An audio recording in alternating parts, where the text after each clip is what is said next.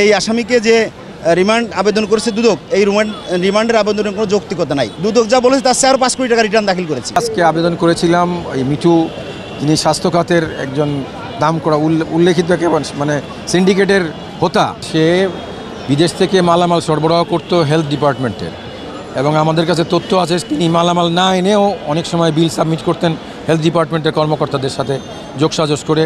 অনেক সময় অচল জিনিসপত্র নিয়ে আসতেন, সেটাকে সচল এবং দামি জিনিস হিসেবে গণ্য করে সেগুলোকে বিক্রি করতেন। একমাত্র স্মার্ট সিটি বসুন্ধরা, আধুনিকতায় এক ধাপ এগিয়ে। তো সেই সমস্ত জিনিসগুলোর সাথে তার সাথে কারা কারা লিঙ্ক আছে সেই জিনিসগুলোকে ধরার জন্যই আমরা আসলে রিমান্ডের প্রয়োজনীয়তা বিজ্ঞ আদালতকে বোঝাতে পেরেছি। বিগত 11 তারিখ বিজ্ঞ মহানগর দায়রা জজ আদালতে প্রডিউস করে 10 দিনের রিমান্ড আবেদন করেছিল। আমরা ওই দিনে জামিন এবং রিমান্ড আবেদন বাতিল করার জন্য প্রার্থনা করেছিলাম, যা আজকে শুনানি হয়েছে।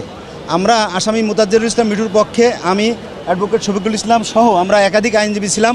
আমরা আমাদের পক্ষে যে সমস্ত আইন আমরা সেটা বিজ্ঞ আদালতে উপস্থাপন করে শুনানি করেছি। এই আসামির বিরুদ্ধে বিগত 16 সালে এই দুদক একটি মামলা করেছিল বনানী থানায়। সেই মামলায় সেখানে রিপোর্ট দিয়েছিল 18 সালে যে তার বিরুদ্ধে কোনো কিছু পাওয়া যায় নাই। সেই ফাইনাল রিপোর্ট অ্যাকসেপ্ট হয়ে এই মহানগর দায়রা জজ বাহাদুর তাকে অব্যাহতি দিয়েছিলেন।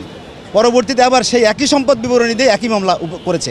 আমরা সেই সমস্ত আইন দেখিয়েছি যে সংবিধানের 35 অনুচ্ছেদ অনুযায়ী এবং সাক্ষ্য আইনের 40 ধারা অনুযায়ী এই একই বিষয় নিয়ে পরপর 2 মামলা করা যাবে না।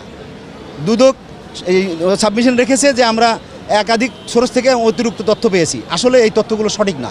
আমরা বিজ্ঞ আদালতকে বোঝানোর চেষ্টা করেছি। বিজ্ঞ আদালত উভয় পক্ষকে শুনে আসামিকে বিধি মোতাবেক 5 দিনের রিমান্ড মঞ্জুর করেছে। রিমান্ড কার্যকরীর সময় এই যে উচ্চ আদালতের সিদ্ধান্ত আছে সেই সিদ্ধান্ত অনুসারে রিমান্ড কার্যকরী করার আদেশ দিয়েছেন। রিমান্ড বাতিলের পক্ষে আমরা বলেছি যে এই আসামিকে যে রিমান্ড আবেদন করেছে দুদক, এই রিমান্ডের আবেদনের কোনো যৌক্তিকতা নাই। কারণ এক, যে এই বিষয় নিয়ে ইতিপূর্বে মামলা হয়েছে, সে দুদক করেছিল মামলা বাদী হয়ে, সেই মামলা ফাইনাল রিপোর্ট হয়েছে। সুতরাং এই নতুন কোনো তথ্য এই মামলায় নাই।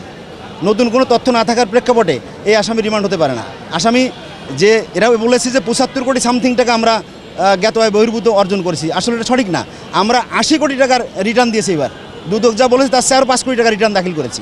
অর্থাৎ আমাদের কোনো জ্ঞাত আয় বহির্ভূত কোনো সম্পদ নাই। আরও ওনারা কম বলেছেন, আমরা রিটার্ন দিয়েছি 80 কোটি টাকার।